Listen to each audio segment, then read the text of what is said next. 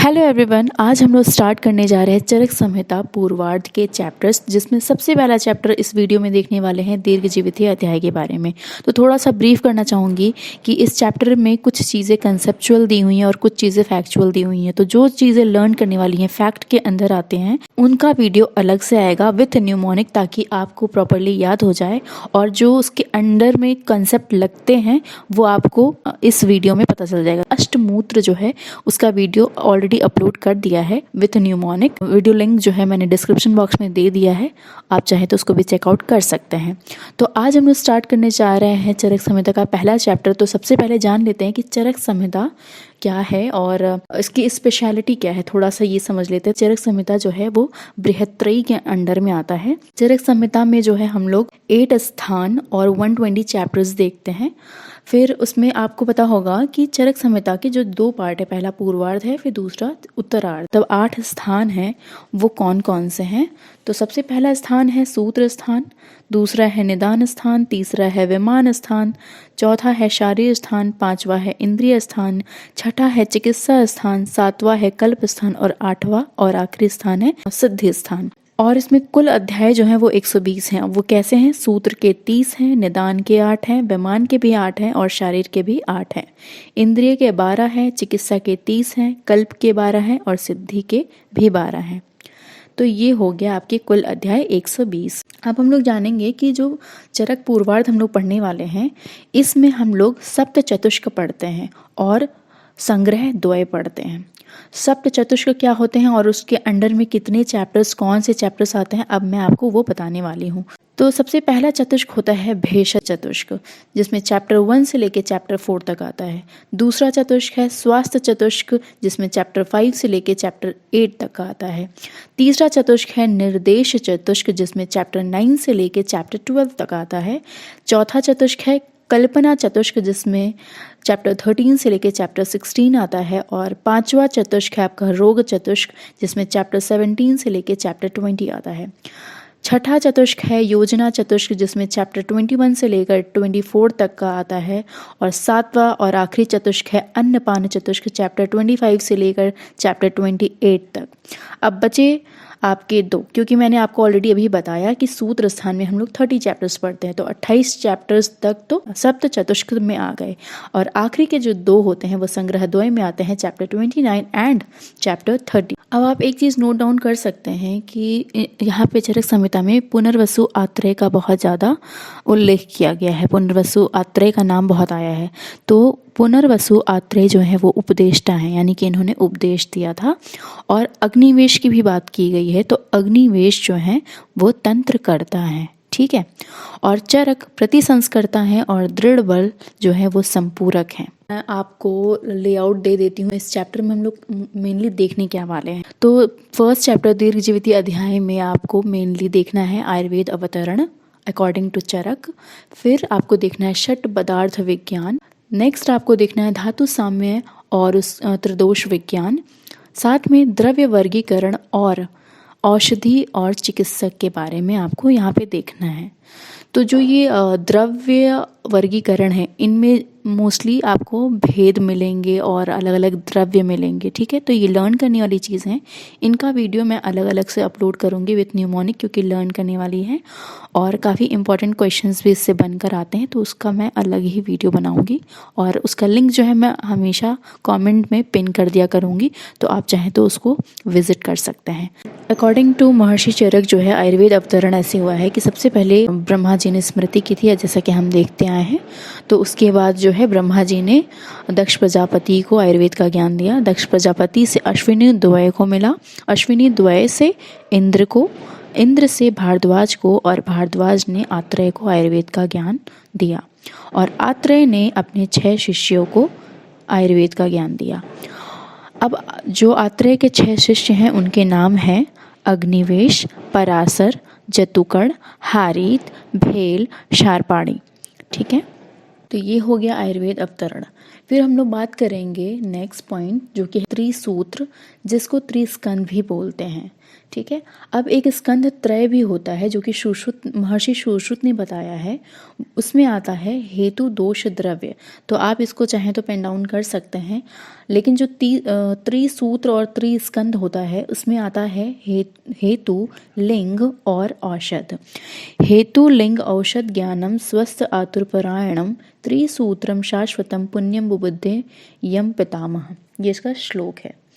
अब इसमें बताया गया है कि जो हेतु सूत्र है, ठीक है, हेतु सूत्र में आपका आते हैं, आपके 5 चीजें आती हैं: काल, इंद्रियार्थ, कर्म, परिणाम, प्रज्ञा, अपराध।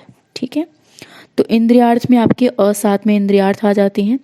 कर्म आपको पता ही है। परिणाम में क्या आएगा? जरा, क्षुधा, तृष्णा, मृत्यु। और प्रज्ञा अपराध में धी भ्रंश, धृति भ्रंश और स्मृति भ्रंश। ये हो गया आपका हेतु सूत्र। अब है लिंग सूत्र, जिसमें 7 चीजें आती हैं: पूर्व रूप, रूप, उपशय, अनुपशय, संप्राप्ति। शारीरिक दोष जिसमें कि वात पित्त कफ आते हैं, और मानसिक दोष रज और तम।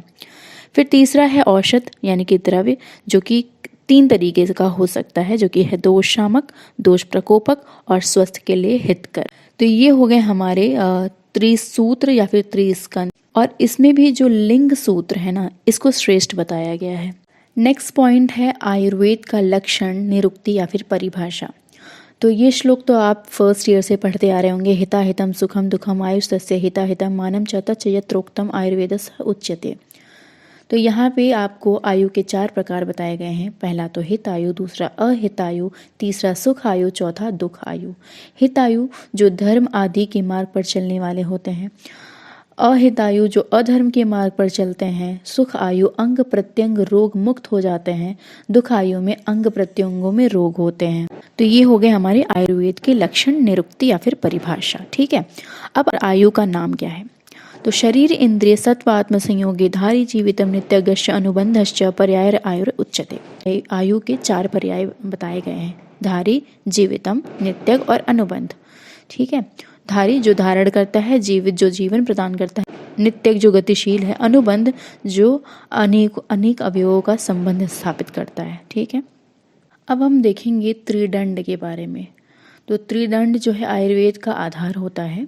सत्व आत्म शरीरम च त्रयम एतत् त्रिदंडवत् लोकस्तिष्ठति संयोगात्र सर्व प्रतिष्ठितम। इन तीनों के मिलने से जो पुरुष बना है वह चेतन होता है, ऐसा बताया गया है। यानी कि सत्व, आत्मा और शरीर, ये तीनों लोक या फिर जीव आत्म पुरुष का आधार होते हैं।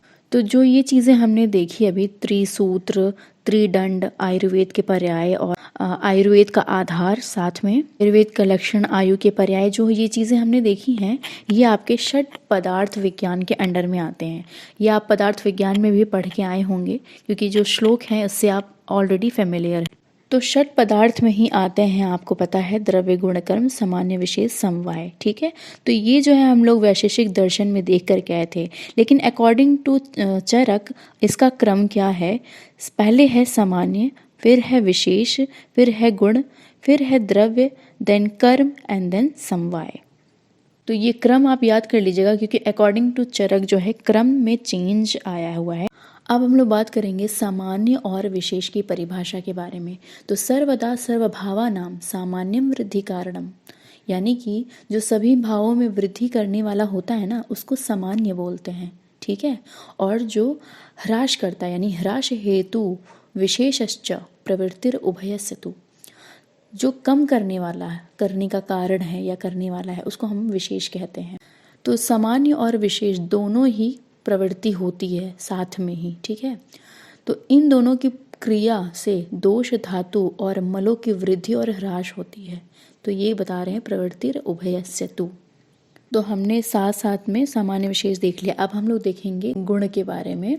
श्लोक में बोला गया है सार्था गुरुवादयो बुद्धि प्रयत्न अंता परादया। स अर्था मतलब अर्थ क्या है? शब्द, स्पर्श, रूप, रस, गंध। गुरुवादी गुण आप अष्टांग हृदय में पढ़ के आ चुके हैं, 20 गुण होते हैं। फिर आते हैं आपके बुद्धि, फिर आता है प्रयत्न, अंता और परादे। अंत में प्रयत्न है। ठीक है, तो उसमें क्या आता है? सुख, दुख, इच्छा, द्वेष, प्रयत्न। ठीक है, ये आ गए आपके परादि के 10 गुण आते हैं। ठीक है, तो ये टोटल करके 41 गुण बनते हैं। हम लोग देखेंगे द्रव्य के बारे में। तो द्रव्य का लक्षण बताया गया है यत्र आश्रिता कर्म गुणा कारणम समवायित, यानी कि जिसमें कर्म और गुण आश्रित रहते हैं और जो कर्म और गुण का समवाय कारण होता है। तब कि द्रव्य जो होता है उसका क्वालिटी ऐसा होता है कि उसमें आप कर्म और गुण दोनों देखेंगे और दोनों का जो संबंध है वो इनसेपरेबल है, ठीक है। तो ये दोनों जो है एक साथ आश्रित रहते हैं। ओवरऑल कहना ये चाहते समवायी संबंध से कि गुण और कर्म कभी भी द्रव्य से अलग नहीं होते हैं, ठीक है। अब हम देखेंगे कर्म का लक्षण। तो कर्म को बोला गया है प्रयत्न आदि कर्म चेष्टितुम उच्यते, अर्थात बलपूर्वक की गई चेष्टा को कर्म कहते हैं। तो जैसे हम लोग इसको ऑलरेडी देख के आ चुके हैं, जब हमने पदार्थ विज्ञान पढ़ा था तो कर्म में आपका क्या आता था, उच्छेपण, अपक्षेपण, आकुंचन, प्रसारण, गमन, ठीक है। और फिर पंचकर्म भी एक एग्जाम्पल देखा था जो कि कर्म में ही आता है, ठीक है, जैसे कि वमन, विरेचन, निरुवस्ति, अनुवासन वस्ति और नस्य। अब हम लोग देखेंगे समवाय के लक्षण। तो समवायो अपृथक भावो भूमि आदीनाम गुणैर्मता सनित्योऽत्र ही द्रव्यम न तत्र अनियतो गुणा। तो समवाय के लक्षण में बताया गया है कि पृथ्वी आदि जो द्रव्य के साथ गुणों का अलग ना होना ही समवाय कहा जाता है, यानी अपृथक भाव जो बोला गया ना वो अलग नहीं होते हैं। तो यह इनको नित्य बताया गया है क्योंकि जहाँ द्रव्य रहता है वहाँ समवाय संबंध नित्य रहता है, क्योंकि अभी हम लोग देख कर के आए हैं कि द्रव्य में गुण और कर्म जो है वो आश्रित होते हैं, उनका संबंध जो है वो समवाय संबंध होता है, ठीक है। तो कभी भी द्रव्य में गुण अनिश्चित नहीं रहता, वहाँ पे निश्चित ही पाया जाता है, ठीक है। समवाय में ओवरऑल क्या बता रहे हैं कि कभी भी जो दो वस्तुएं होती हैं उनके बीच जो संबंध होता है वो समवाय संबंध होता है। तो ये हो गया अकॉर्डिंग टू चरक जो भी हमने षड पदार्थ के क्रम देखे, ठीक है। सामान्य से शुरू किया और समवाय पर एंड किया, ठीक। तो अभी तक हमने देखा आयुर्वेद अवतरण और षड पदार्थ विज्ञान। अब हम लोग देखेंगे धातु साम्य और त्रिदोष विज्ञान, ठीक है। तो इसमें जो है सबसे पहली चीज़ है आयुर्वेद तंत्र का प्रयोजन। तो आयुर्वेद तंत्र का प्रयोजन क्या बताया गया है, धातु साम्य क्रिया च उक्ता तंत्र से आस्य प्रयोजनम।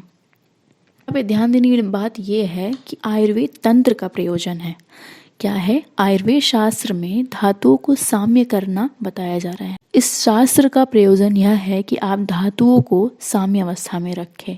चरक सूत्र 30 चैप्टर में भी एक श्लोक आया है स्वस्य स्वास्थ्य रक्षणम आतुरस्य च विकार परिमोक्षः। तो ये भी आयुर्वेद का प्रयोजन बताया गया है, तो आप इसको मार्क कर सकते हैं, ठीक है। अब नेक्स्ट हम लोग देखेंगे रोगों के त्रिविध कारण। तो रोग के 3 ऐसे कौन से कारण हैं जो कि हैं काल बुद्धि इंद्रिय अर्थानाम योगो मिथ्यान च इति च, द्वे आश्रयाणाम व्याधि नाम त्रिविधो हेतु संग्रह।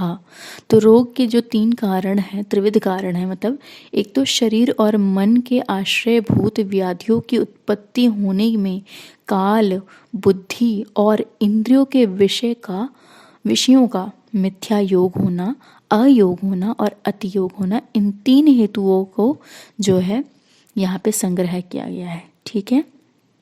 अब जैसे काल में कैसे मिथ्या योग होता है, तो जैसे कि ग्रीष्म ऋतु में 10 दिन गर्मी होना, 10 दिन शीत होना और 10 दिन समशीत उष्ण होना। तो ये क्या कर रहे हैं, जैसे अगर ग्रीष्म ऋतु है तो सिर्फ ग्रीष्म का होना मतलब नॉर्मल माना जाएगा, लेकिन अगर उसमें जो है बहुत ज़्यादा शीत हो जा रही है या फिर होता नहीं है कभी ठंडा कभी गर्म हो रहा है, तो ये जो है मिथ्या योग है, ठीक है। अब अयोग में कैसे क्या आ जाएगा, जैसे नेत्र इंद्रिय जो है प्रकाश में अपना कार्य करती हैं, लेकिन अगर प्रकाश कम हो यानी बहुत लो लाइट आ रही है तो नेत्र देखने में असमर्थ हो जाएगी ना, तो ये अयोग्य हो गया। और अति योग क्या होगा, जैसे नेत्र इंद्रिय से आप जो है बहुत ज़्यादा प्रकाश वाले जगह पे देख रहे हैं, जैसे आप कभी कभी सूर्य अर्घ देते हैं या सनलाइट में ट्रैवल करते हैं तो आपकी नज़र जो है वो सन पे ज़्यादा देर तक नहीं टिक पाती है क्योंकि बहुत ज़्यादा प्रकाश है, तो ये क्या हो गया अति योग। तो आप डायरेक्ट सनलाइट को नहीं देख पाते हैं क्योंकि वहाँ पे प्रकाश बहुत ज़्यादा है, तो ये क्या हो रहा है, नेत्र इंद्रिय का अति योग हो रहा है, ठीक है। आई होप ये एग्जाम्पल्स जो है आपको समझ में आ गए होंगे। अब हम देखेंगे रोग के आश्रय। तो आप सभी को पता है कि शरीर और मन ये दोनों जो है रोग के आश्रय हैं, यानी कि स्थान है। अब हम देखेंगे आत्मा का लक्षण। निर्विकार परसत्वात्मा सत्वभूत गुणे इंद्रिय चैतन्य कारणम नित्यो द्रष्टा पश्यति ही क्रिया। तो इसमें बताया गया है कि आत्मा जो है वो पर मतलब बोलने का मतलब है कि वह श्रेष्ठ है। आत्मा निर्विकार है, सुख दुख से रहित है। और आत्मा है वो मन, पंच महाभूत और गुण जैसे कि शब्द भूत गुण जो है शब्द स्पर्श रूप रस गंध या फिर सत्व रजतम, फिर 10 इंद्रियों से युक्त है और चैतन्य है, यानी ज्ञान प्राप्त करने वाला होता है। तो ये जो है आपके आत्मा के लक्षण है। अब हम देखेंगे कि शारीरिक और मानसिक दोष कौन से होते हैं। तो शारीरिक दोष जो कि होते हैं वात पित्त और कफ, मानसिक दोष होते हैं रज और तम। शारीरिक और मानसिक रोग जो होते हैं उनका चिकित्सा सूत्र क्या होता है, तो वो देख लेते हैं कि शारीरिक दोष या फिर रोग जो है दैव विपाश्रय और युक्ति विपाश्रय औसत से शांत होता है। और जो मानस रोग होता है वह ज्ञान विज्ञान धैर्य स्मृति और समाधि से शांत होते हैं। ठीक है, तो इसमें जो है चिकित्सा सूत्र क्या हो गया, शारीरिक दोष के लिए दैव विपाश्रय और युक्ति विपाश्रय चिकित्सा, और मानसिक दोष के लिए ज्ञान विज्ञान धैर्य स्मृति समाधि। ज्ञान में आपका जो है अगर आप धर्म का ज्ञान रखते हैं, विज्ञान में शास्त्रों का ज्ञान रखते हैं, धैर्य जैसे आपके अंदर पेशेंस है। ठीक है, बहुत ऐसा तो नहीं है कि आपके जो है इंद्रिय इतनी व्याकुल हो गई हैं कि आपको तीव्र इच्छा हो रही है या फिर बिल्कुल भी इच्छा ही नहीं हो रही है, तो वो धैर्य बना संयम बना होना चाहिए। स्मृति आपकी धारण शक्ति कैसी है, और समाधि यानी कि प्रत्याहार हो गया, अर्थात जो मन को है वो विषयों से हटा करके मन को विषयों से हटा करके आत्मा में नियमन करना। ठीक है, नेक्स्ट है वात का लक्षण और उसका चिकित्सा सूत्र। तो चरक सूत्र फर्स्ट में वात के जो है थोड़े डिफरेंट गुण बताए गए हैं, क्योंकि हम लोग अष्टांग हृदय पढ़ के आए हैं तो हम वही गुण याद रखते हैं, लेकिन यहाँ पे गुण थोड़े से डिफरेंट हैं। रूक्षः शीतो लघु सूक्ष्मश्चलो अथा विशदा। मतलब वायु जो है वो रूक्ष है, शीतल है, लघु है, सूक्ष्म है, चल है, विशद है और खर है। तो इन भौतिक गुणों से युक्त है वायु। ठीक है, और इन गुणों के विपरीत गुण वाले द्रव्यों से वायु को शांत किया जाता है। नेक्स्ट है पित्त का लक्षण और चिकित्सा सूत्र। तो पित्त का जो लक्षण है वह है सस्नेहम उष्णम तीक्ष्णम च द्रवम्लम सरम कटु। तो पित्त जो है ईशत यानी थोड़ा सा स्नेह युक्त है, गरम है यानी उष्ण है, तीक्ष्ण है, द्रव है, अम्ल है, सर है और कटु गुण युक्त होता है। और इसके विपरीत गुण वाले द्रव्य को अगर हम प्रयोग में लाते हैं तो हम पित्त की शांति कर पाते हैं। ये इसका चिकित्सा सूत्र है। नेक्स्ट है कफ का लक्षण और उसका चिकित्सा सूत्र। तो गुरु शीत मृदु स्निग्ध मधुर स्थिर पिश्चिला श्लेष्मणः प्रशमनम या अंति विपरीत गुणैर गुणा। यानी गुरु शीत मृदु स्निग्ध मधुर स्थिर और पिश्चिल गुण वाला होता है। इन गुणों से विपरीत गुण वाले द्रव्य का जो है हम प्रयोग करेंगे तो कफ का हम शमन कर पाते हैं। ठीक है, अब हम पढ़ेंगे साध्य रोगों का चिकित्सा सूत्र और असाध्य रोगों में चिकित्सा भाव क्या होगा।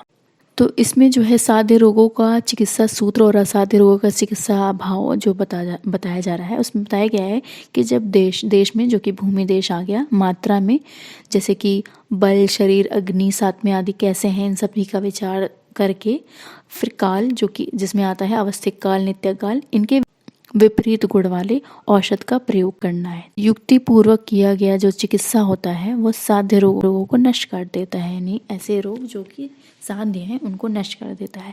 लेकिन जो असाध्य रोग है ना उनकी चिकित्सा का उपदेश यहाँ पे नहीं किया गया है।